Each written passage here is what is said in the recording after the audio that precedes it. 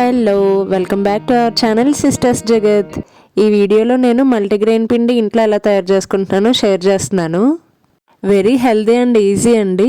కొంచెం శ్రమ అనుకోకుండా ఒకసారి ఇలా తయారు చేసుకుని పెట్టుకున్నారంటే మార్నింగ్ బ్రేక్ఫాస్ట్ నుండి నైట్ డిన్నర్ వరకు అన్నీ హెల్దీగా తీసుకోవచ్చు.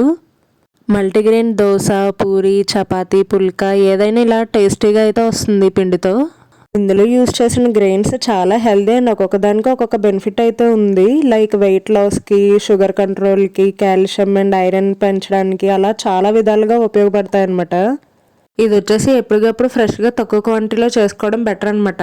ఎందుకంటే చాలా గ్రెయిన్స్ యూజ్ చేస్తున్నాం కదా, సో పిండికి త్వరగా పురుగులు అన్నవి పడుతున్నాయి. ఫస్ట్ కేజీ గోధుమలు తీసుకోవాలి.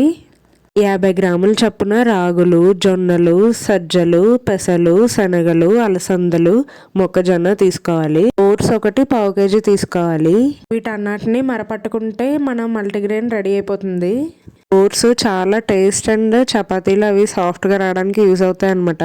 జనరల్గా వెయిట్ లాస్ ట్రై చేస్తున్న వాళ్ళు ఓట్స్ డైలీ తింటారు కదా, లైక్ ఓవర్ నైట్ ఓట్స్ అని. బట్ డైలీ అంటే తినలేము కదా. అదే ఇలా పిండి తయారు చేయడంలో యూజ్ చేసామంటే డైలీ ఏదో ఒక రూపంలో మనం ఓట్స్ అయితే తినొచ్చు కదా. ఇందులో మీకు ఏదైనా పడంది ఉంటే ఇగ్నోర్ చేయండి. లైక్ మేము నైట్ తింటామన్నమాట చపాతీలు చేసుకుని. సో పెసలు, శనగలు అవైతే గ్యాస్ ఫామ్ చేస్తాయని చెప్పేసి నేనైతే ఇప్పుడు ఇగ్నోర్ చేస్తున్నాను. మల్టీగ్రెయిన్ అంటే గట్టిగా వస్తాయి చపాతీలు అలా అనుకుంటారు కదా చాలామంది. ఫస్ట్లో నేను కూడా అలాగే అనుకున్నాను. బట్ ఈ మెజర్మెంట్లో కనుక తీసుకుని మనం పిండి చేసుకుంటే కనుక చాలా మెత్తగా వస్తున్నాయి చపాతీలు. అండ్ పిండి కలుపుకోవడంలో కూడా ఉంటుందన్నమాట. వీడియోలో చూపిస్తున్నట్టుగా ఈ కన్సిస్టెన్సీలో కలుపుకుంటే చాలా బాగా వస్తాయి.